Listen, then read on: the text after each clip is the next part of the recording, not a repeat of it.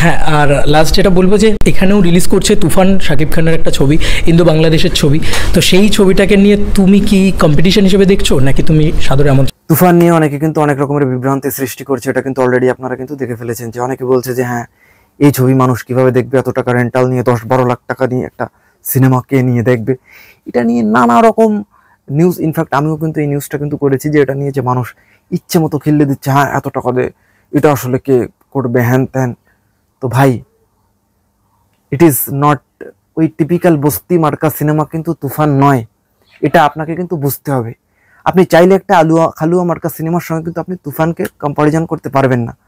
তো আপনার মেধার মূল্যায়ন যদি সঠিক মাত্রায় না হয়, তো সেখানে আপনি কেন থাকবেন? তুফান কি পাঙ্কু জামাই টাইপের সিনেমা? আজকে একটা নর্মাল সিনেমা যে টাকায় সিনেমা হল মালিকরা নিবে, একটা পুষ্পা সিনেমা, একটা KGF 3 যদি আসে, তো ওই সিনেমাগুলো কিন্তু ওইভাবে কিন্তু রেন্টাল কিন্তু এক হবে না। এটা বুঝতে হবে, এটা ন্যূনতম কমন সেন্সের ব্যাপার।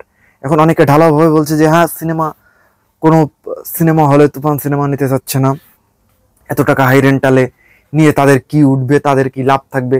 এটা কিন্তু আমি কিন্তু অলরেডি কিন্তু দেখেছি, এটা নিয়ে কিন্তু অনেকে অনেক রকমের কথা বলছে, হ্যাঁ তাদের কি থাকবে, সে যদি এত টাকা নিয়ে যদি আসলে তুফান নেওয়া লাগে তাহলে আসলে মানে কোনো লাভ কি তারা করতে পারবে না, এরকম এরকম ইনিয়ে বিনিয়ে আমরা কিন্তু এরকম অনেক রকমের নিউজ কিন্তু আমরা দেখছি। তো এখন কথা হচ্ছে যে আপনি সুগন্ধা সহ, মধুমিতা সহ বেশ অনেক বড় বড় সিনেমা হলের সঙ্গে কিন্তু আপোষ করে কিন্তু অলরেডি কিন্তু 10-15 থেকে 20টা সিনেমা হল কিন্তু তারা অলরেডি বুকিং এবং কথাবার্তা হচ্ছে, এবং আরো নিউজ চলে আসবে, এবং প্রায় 150+ সিনেমা হলে কিন্তু এই সিনেমাটা রিলিজ করতে যাচ্ছে। এবং ভাই, বাংলা চলচ্চিত্রের ইতিহাসে এ যাবৎকালের সব থেকে হাইপওয়ালা সিনেমা সময় অনুপাতে, আমার কথাটা আর আপনি মার্ক লাইন করে রাখেন, সময় অনুপাতে। তো সেই ছবিটার রিলিজ অত হেলা ফেলাভাবে হবে, এটা আপনাদের ভাল লাগবে? এবং অন্য ছবির রেন্টাল যেরকমভাবে হয়, যেরকম টাকায়, একটা তুফান সেরকম টাকায় হবে?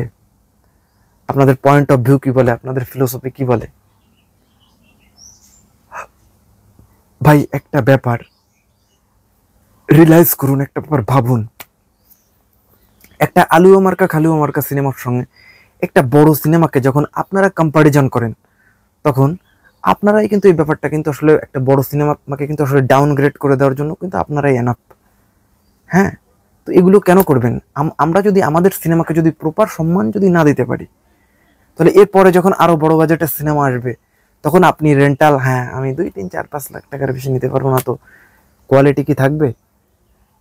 ভাই, কোয়ালিটি বাড়াতে হলে খরচা করতে হবে, ভালো জিনিস নিতে গেলে ভালো মানজা খরচা করতে হবে। এটা ন্যূনতম কমন সেন্সের একটা ব্যাপার। তো ভেরি সিম্পল, ভেরি একটা কমন সেন্সের ব্যাপার। তো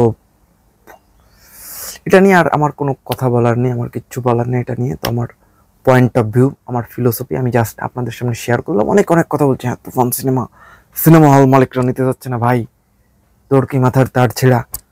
তুফান সিনেমা নিতে যাচ্ছে না সিনেমা হল মালিকরা? আর বেটা হট।